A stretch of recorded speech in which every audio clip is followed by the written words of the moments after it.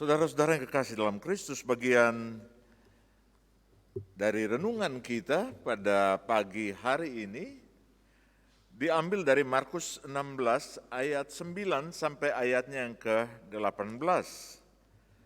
Markus 16 ayat 9 sampai ayatnya yang ke-18. Saya akan membacakannya. Setelah Yesus bangkit pada pagi-pagi hari pertama minggu itu, mulailah ia menampakkan diri kepada Maria Magdalena. Daripadanya Yesus pernah mengusir 7 setan. Lalu perempuan itu pergi memberitahukannya kepada mereka yang selalu mengiringi Yesus dan yang pada waktu itu sedang berkabung dan menangis. Tapi ketika mereka mendengar bahwa Yesus hidup dan telah dilihat olehnya, mereka tidak percaya. Sesudah itu ia menampakkan diri dalam rupa yang lain kepada 2 orang dari mereka ketika keduanya dalam perjalanan keluar kota. Lalu kembalilah mereka dan memberitahukannya kepada teman-teman yang lain, tapi kepada mereka pun teman-teman itu tidak percaya. Akhirnya ia menampakkan diri kepada ke-11 orang itu ketika mereka sedang makan dan ia mencela ketidakpercayaan mereka dan kedegilan hati mereka oleh karena mereka tidak percaya kepada orang-orang yang telah melihat dia sesudah kebangkitannya. Lalu ia berkata kepada mereka, "Pergilah ke seluruh dunia, beritakanlah Injil kepada segala makhluk. Siapa yang percaya dan dibaptis akan diselamatkan. Tapi siapa yang tidak percaya akan dihukum. Tanda-tanda ini akan menyertai orang-orang yang percaya. Mereka akan mengusir setan-setan demi namaku. Mereka akan berbicara dalam bahasa-bahasa yang baru bagi mereka. Mereka akan memegang ular dan sekalipun mereka minum racun maut, mereka tidak akan mendapat celaka. Mereka akan meletakkan tangannya di atas orang sakit dan orang itu akan sembuh." Saudara-saudara yang kekasih dalam Kristus, bagian atau tema kita diambil dari bacaan ini, kuasa kebangkitan Yesus. Kuasa kebangkitan Yesus di dalam seluruh refleksi Paskah kita. Kalau tema persekutuan gereja-gereja di Indonesia juga kurang lebih sama dari bagian bacaan yang lain, berpaling kepada Sang Hidup.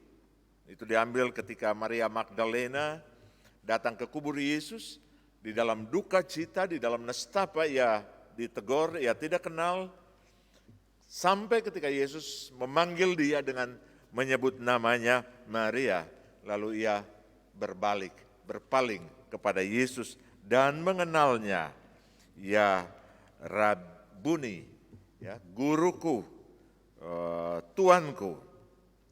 Dan pagi ini saudara, kita meyakini bahwa Yesus menyapa kita masing-masing dengan nama kita, nama keluarga kita, memanggil kita secara pribadi dalam sebuah peristiwa kebangkitan yang selalu kita refleksikan maknanya dan pesannya kita bawa di dalam pergumulan hidup kita.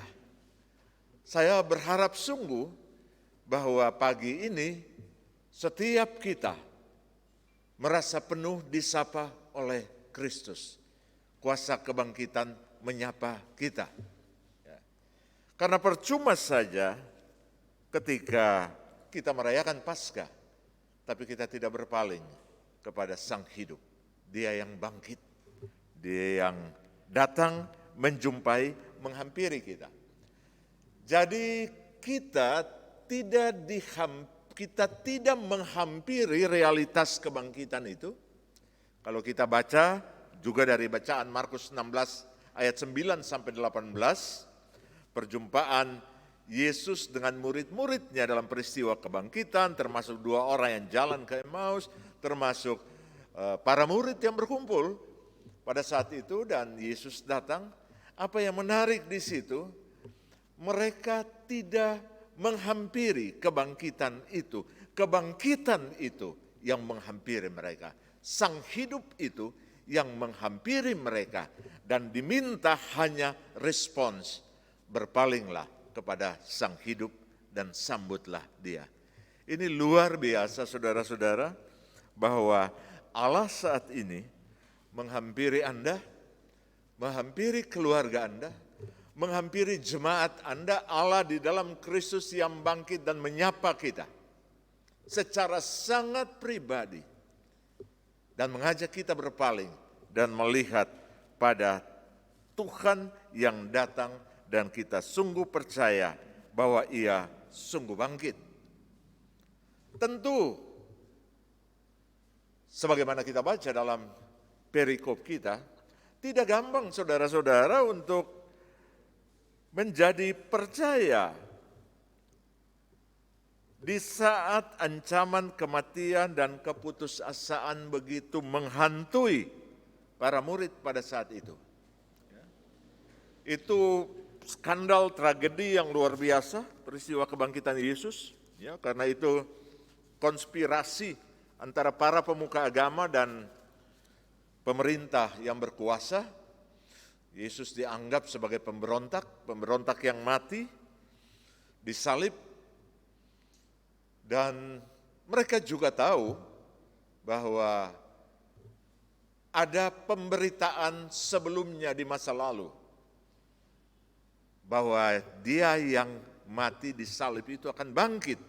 Dan itu bisa secara politik sangat mengganggu kenyamanan dan mengancam kekuasaan yang ada, sehingga itu dijaga ketat. Para pengikutnya yang hampir saja memberontak, ya, karena mereka di bawah tekanan Romawi, itu terpencar kemana-mana, bersembunyi, ada yang lari keluar kota dan sebagainya.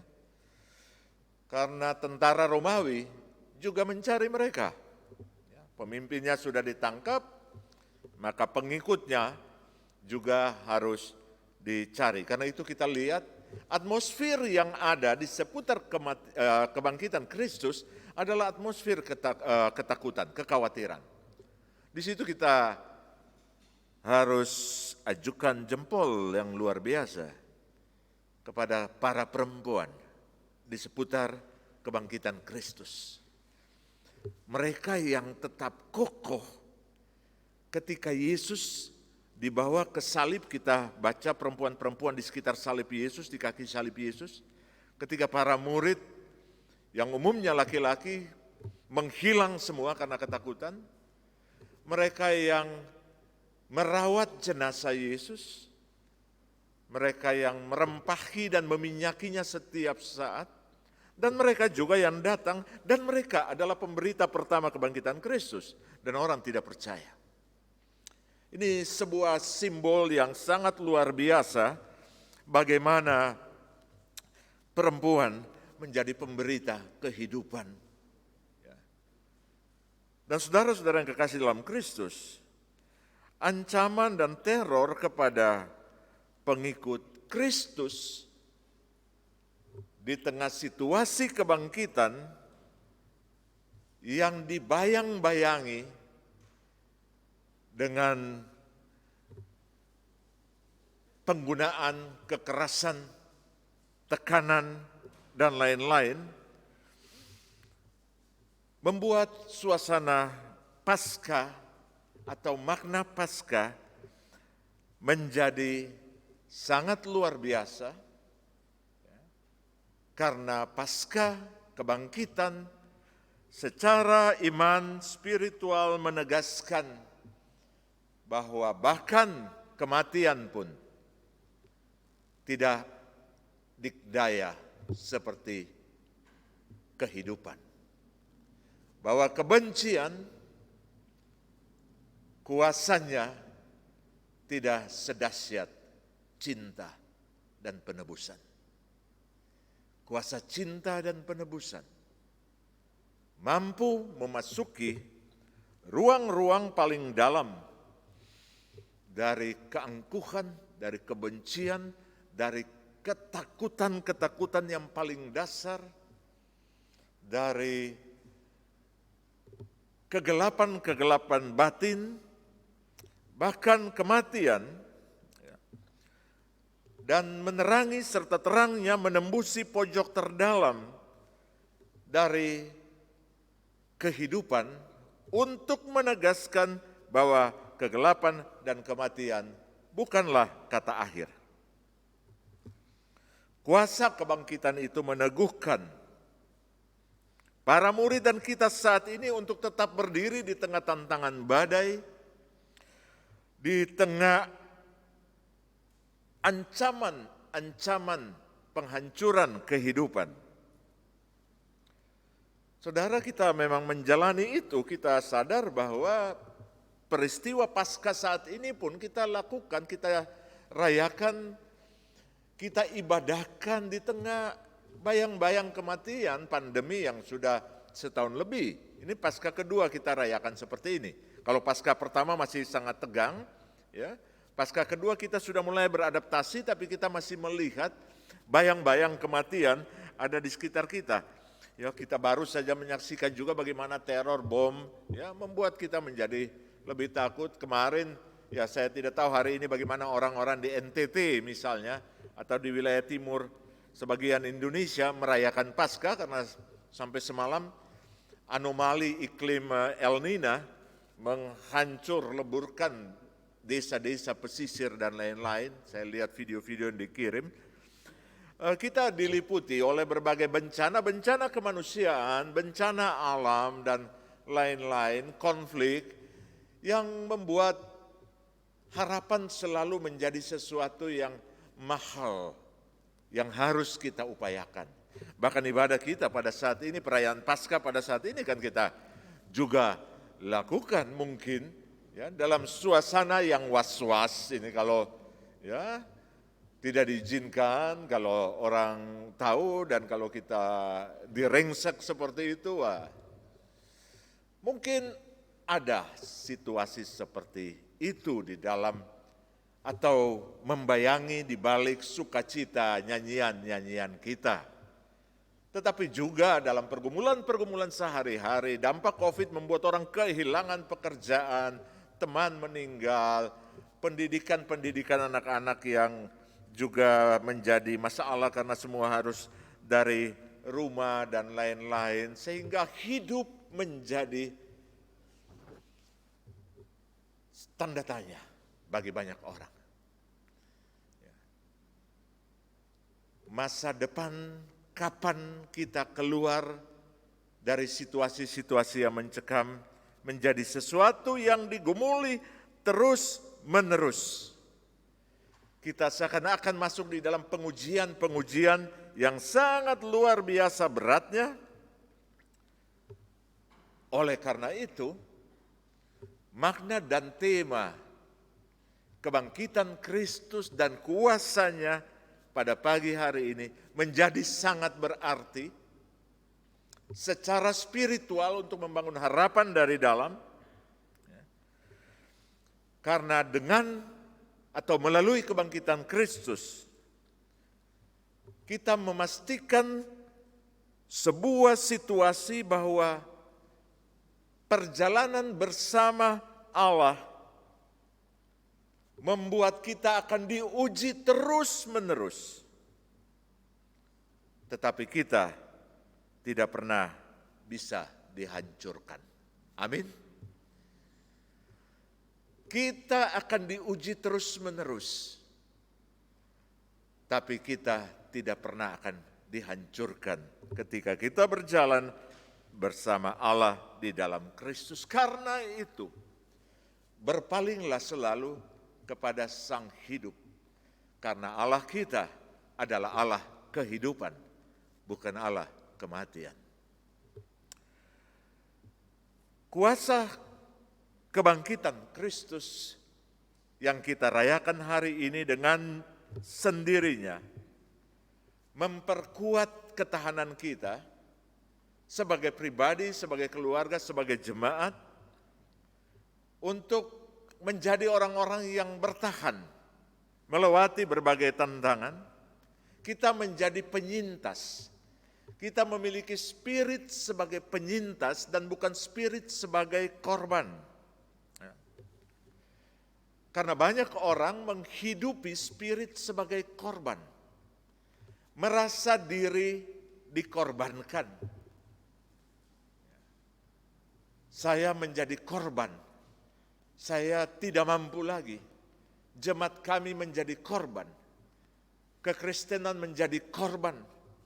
Saya korban dari relasi-relasi yang rusak dalam keluarga. Saya korban dari relasi-relasi yang rusak di dalam masyarakat. Saya korban dari relasi-relasi kuasa yang tidak adil di tempat saya bekerja. Semua menjadi korban.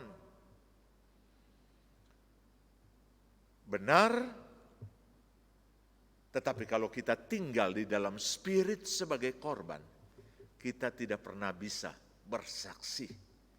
Karena korban selalu akan mengeluh. Korban selalu memiliki kecenderungan untuk menyalahkan yang lain. Korban selalu akan berharap dan bergantung pada pertolongan yang lain. Tapi penyintas, dia yang mampu bertahan, adalah dia yang secara spiritual dari dalam mampu bisa mengembangkan kekuatannya untuk mengelola semua permasalahan dan peristiwa yang dihadapinya. Dan sebagai orang percaya, kebangkitan memberikan pada kita kekuatan itu yang tidak bisa kita upayakan sendiri. Kekuatan bahkan yang memungkinkan kita untuk berdiri dengan berani di hadapan setiap persoalan, masuk di dalamnya, bahkan berani berhadapan dengan kematian atau atmosfer kematian di sekitar kita. Dan kita bisa bangkit, berdiri di situ dan menjadi saksi. Itulah yang ditekankan dalam bagian firman kita. Gereja di dalam spirit kebangkitan, di dalam spirit penyintas adalah gereja yang bukan cuma teguh berdiri sebagai tiang iman, tetapi juga yang diutus pergi. Menjadi saksi lewat pemberitaannya, lewat pelayanannya, dengan berbagai tanda yang Tuhan berikan sebagaimana yang kita baca pada saat ini. Jemaat ini di dalam seluruh situasi yang menekan dalam persekutuan jemaat haruslah keluar dari sebuah persepsi diri sebagai korban untuk bersaksi sebagai penyintas. Bahwa apapun yang kita hadapi bersama Allah di dalam Kristus, dan kebangkitan Kristus memperlihatkan bahwa Dia yang datang adalah Dia yang masuk di dalam kepahitan-kepahitan hidup kita. Dia yang meleburkan dirinya ke situ. Bahkan kematian yang harus kita tanggung, Dia masuki. Dan sang kebangkitan itu, sang hidup itu, mengangkat kita sama-sama keluar dari situ. Berdiri sebagai orang-orang yang menang, yang mampu mengelola keputusasaan menjadi harapan, yang mampu mengelola kebencian menjadi cinta, yang mampu mengelola kematian menjadi hidup. Tuhan memberkati saudara-saudara, setiap pribadi, setiap keluarga jemaat ini. Selamat Paskah, Kristus sungguh bangkit, percayalah. Amin.